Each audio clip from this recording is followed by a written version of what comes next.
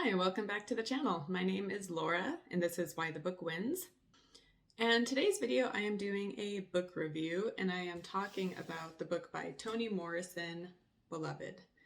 And so I read this book for my podcast because I'm going to be comparing it with the movie. And so I just read this book and I just watched the movie, and I'll be posting that, and I might do it as a video too. So it'll be a video that will be up in about a month. But I decided to post a video, just a book review, spoiler-free book review, prior to releasing my episode where I go in depth into this story and I compare it with the movie. And I mean, from this review, if it sounds like something you would like to read, then you can read it now in preparation for when my other video comes back, and that video will be full of spoilers.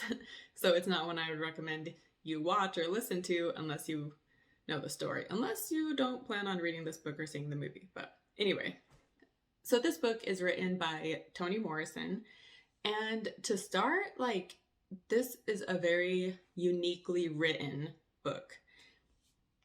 I haven't read any other of Toni Morrison's books, so I can't say how it compares in that sense, but it does seem like when you read this, you can tell it's written by someone who knows what they're doing, and she was an editor and a writer, so she clearly is very skilled in writing.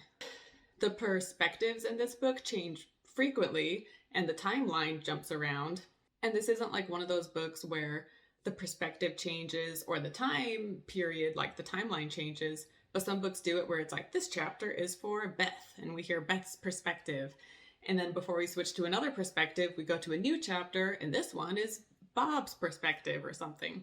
Or time. Sometimes it'll be like 1972 for one chapter, and then it bounces to another time period. But this is not like that because perspectives change from paragraph to paragraph, and the time changes from like sentence to sentence. So we're constantly head hopping and we're constantly jumping all over the timeline of this story.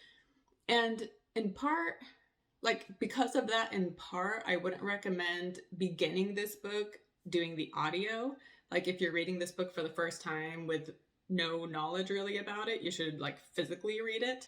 I started with the audio and I listened to an hour of it, that first intro, the beginning.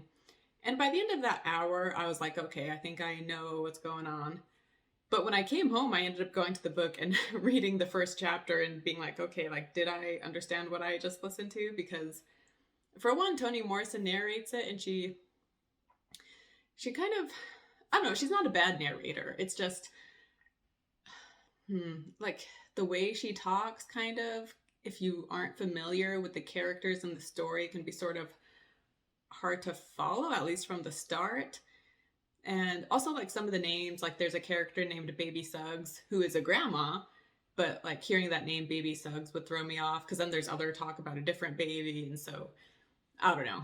If you're reading this for the first time and you haven't seen the movie and you have no background, I just say you should just begin it, at least, reading it. And then once you got a feel for the characters, then you can continue with audio, is what I would suggest. But yeah, with this writing, if Morrison wasn't a talented, smart writer, this style would produce just a mess of a story. But because she is so talented, I loved the way this was written, and it was just really unique. And right from the start of this book, we are just dumped right into the middle of this story, and we're not given any background or preamble as to the characters or where this is or whatever. And I actually love when books and movies do this. It can sometimes cause you to feel a bit disoriented in the first chapter or so.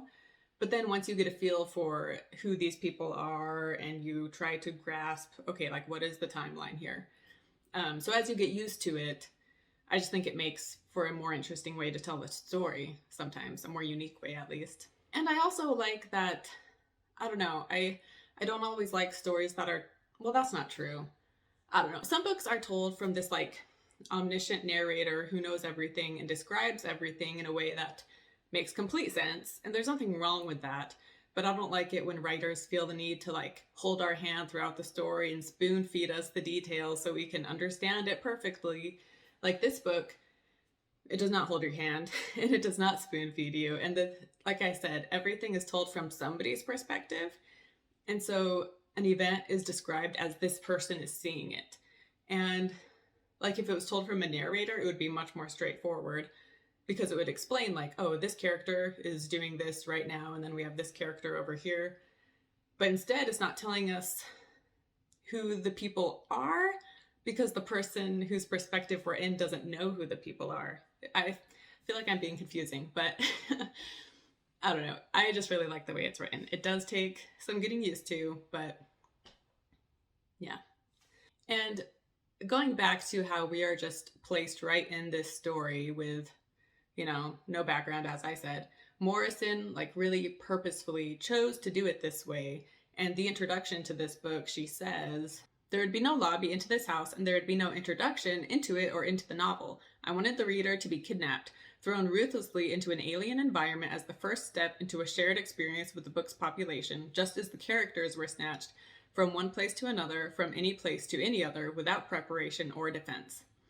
And so, by the way, I haven't even said, this book is about 3 main characters, like maybe 4, but then like I said, you get a lot of other people too, and you really, every character is so well-rounded and fleshed out, and you get a feel for each one.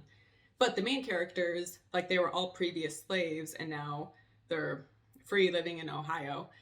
And so she talks about how, when they're slaves, they're just bought and taken to different places without any warning, or obviously they have no say in it, and they're just dropped down in a setting, and they just have to get used to it, I guess. And so that's what she was doing here, was just taking us and dropping us somewhere without any preparation for it.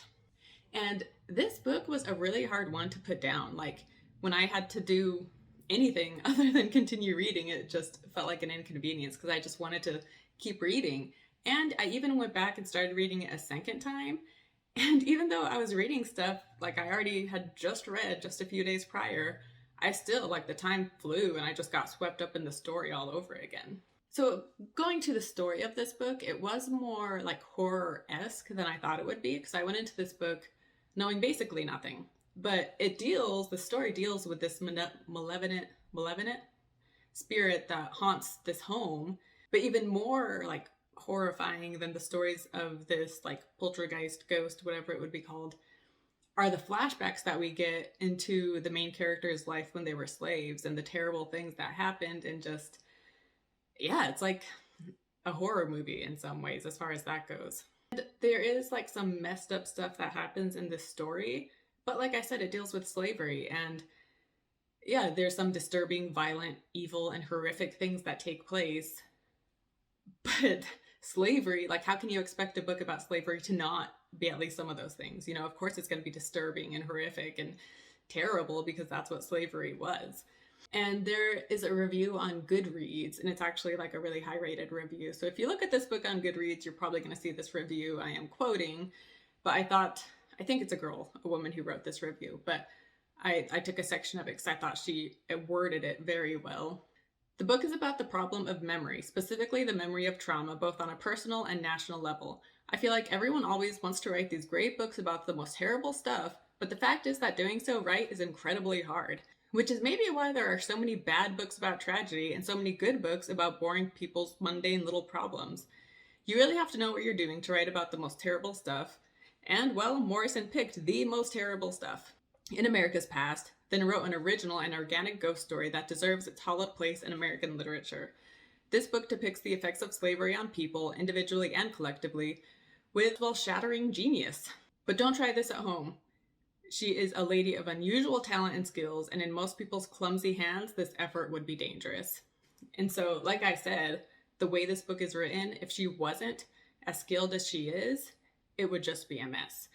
And there are some people who have negative reviews for this book and basically do say that it is a mess, but I don't know. When I've read the negative reviews for this book, I like, if they don't like it because it's upsetting, like, if people don't want to read upsetting things, then yeah, don't read this book.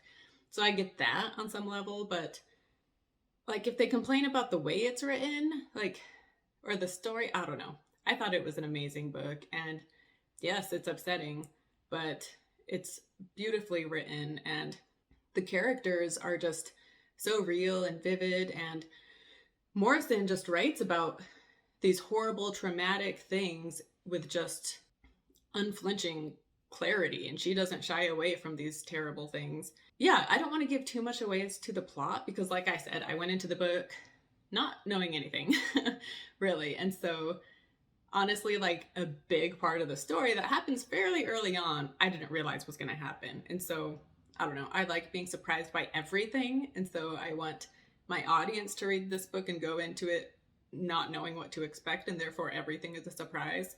So, I won't say anything more about the plot.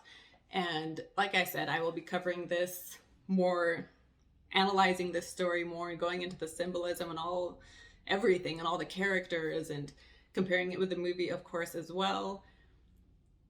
And so if you want a more detailed analysis, I guess, then subscribe to this channel so you can be aware of when that goes up. Like I said, it'll be about a month.